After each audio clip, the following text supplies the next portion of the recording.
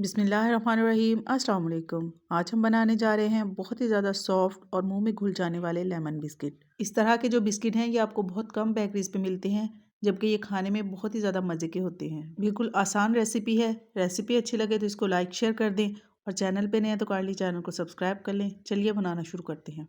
Lemon biscuit बनाने के लिए सबसे पहले हमें चाहिए 2 अदद रूम टेम्परेचर अंडे, 1 चाय का चम्मच इसमें वनीला एसेंस शामिल करेंगे, 3 खाने के चम्मच इसमें लेमन जूस शामिल करेंगे।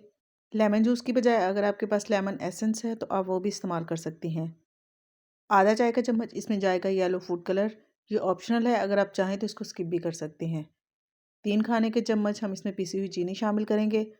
अगर आप चीनी ज़्यादा खाना पसंद करती हैं तो 4 खाने के चम्मच चीनी भी डाल सकती हैं। सारी चीज़ों को अच्छे तरीके से मिक्स करके तकरीबन 1 मिनट तक हम इनको बीट कर लेंगे। विदाउट ओवन बिस्किट बनाने की इससे पहले भी काफ़ी सारी रेसिपीज़ मैं आप लोगों के साथ शेयर कर चुकी हूँ। बहुत ही आसान रेसिपीज़ हैं, वो भी आप लोग ज़रूर देखिएगा। अंडों को अच्छी तरह से बीट करने के बाद हम इसमें 1 कप मैदा शामिल करेंगे, आधा कप बेसन शामिल करेंगे, आधा खाने का चम्मच बेकिंग पाउडर और आधा चाय का चम्मच इसमें जाएगा बेकिंग सोडा। घी या फिर बटर हम इसमें डालेंगे आधा कप। थोड़ा सा घी मैंने बचा लिया है, अगर ज़रूरत होगी तो हम इसको बाद में इस्तेमाल कर लेंगे। अब हम इन सारी चीज़ों को बहुत अच्छी तरीके से मिक्स कर लेंगे।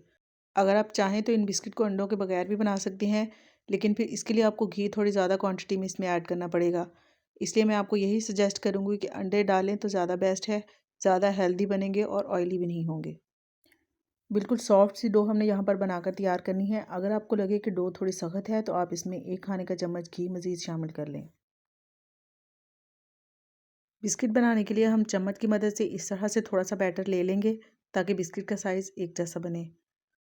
जितना बैटर मैंने यहाँ पर लिया है इससे मीडियम साइज़ के बिस्किट बनकर तैयार होंगे। अगर आप थोड़े बड़े बिस्किट बनाना चाहते हैं तो आप थोड़ा ज़्यादा बैटर भी ले सकते हैं।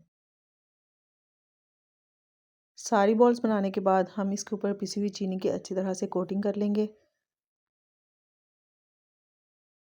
बेकिंग ट्रे के अंदर बटर पेपर रखकर मैंने इसको हल्का सा ग्रीस कर लिया था। बिस्किट तैयार हैं, अब हम इनको बेक करेंगे। बेक करने के लिए मैंने यहाँ पर कढ़ाई को तकरीबन 10 मिनट के लिए मीडियम फ्लेम पर प्रीहीट कर लिया है। बेकिंग ट्रे को हम कढ़ाई के अंदर रखेंगे और तकरीबन 30 से 35 मिनट तक मीडियम टू लो फ्लेम पर बेक कर लेंगे।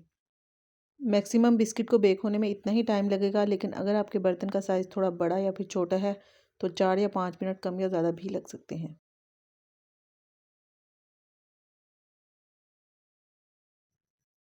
तकरीबन 35 मिनट के बाद यहाँ पर हमारे जो बिस्किट हैं वो बहुत ही अच्छे से बेक हो चुके हैं।